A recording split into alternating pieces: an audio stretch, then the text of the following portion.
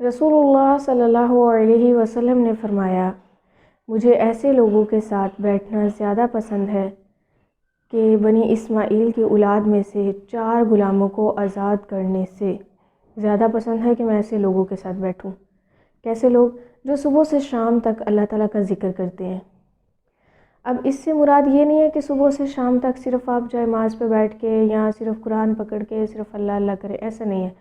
مطلب جتنا سا کام ہے اتنا سا وہ بولتے ہیں، اس کے علاوہ وہ خاموش نہیں رہتے، ان کی زبان کچھ نہ کچھ اللہ تعالیٰ کی تسبیح بیان کرتی رہتی ہے اور اللہ تعالیٰ کا ذکر کرتی ہے۔